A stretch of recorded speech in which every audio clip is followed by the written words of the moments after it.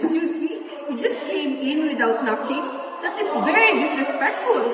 I'm so sorry, ma'am. I thought the room was vacant because there was no do not disturb sign. I didn't mean to interrupt you. Please knock first. I will report you to your supervisor. I completely understand, ma'am. I'll report this mistake or attempt with the housekeeper right away.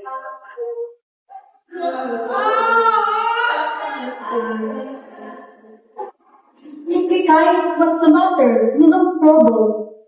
Ma'am, I made a mistake. I accidentally entered the guest room without knocking. The guest was still inside and became very angry. I'm really sorry, ma'am.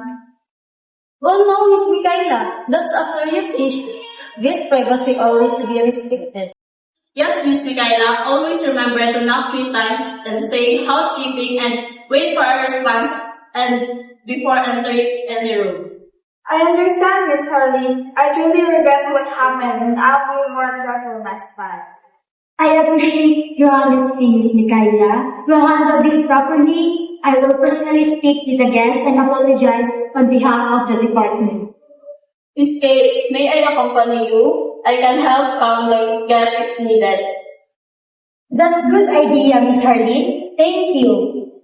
Miss Angel, please take note of this incident for our housekeeping later. Yes, Miss Kay. I'll document everything and prepare an apology note and list the guests with this one. Good afternoon, ma'am. I'm Miss Kate, the executive housekeeper. I was informed about what happened earlier. On behalf of our department, I sincerely apologize for the mistake made by our staff. I felt so uncomfortable. Your staff entered my room without knocking the door. That is unacceptable behavior. You're absolutely right, ma'am. This was an error on our part, and I take full responsibility. We have already talked to Miss Mikaela, and I assure you this will never happen again. We're sorry, ma'am. Your comfort and privacy is always our priority. I appreciate your apology. I just hope this won't happen to anyone else. Thank you for your understanding, ma'am. As a gesture of apology, we would like to offer you a complimentary laundry services. Alright, I accept your apology. Thank you for addressing this topic. Good job, everyone. That situation could have been worse, but we managed it. We managed it perfectly.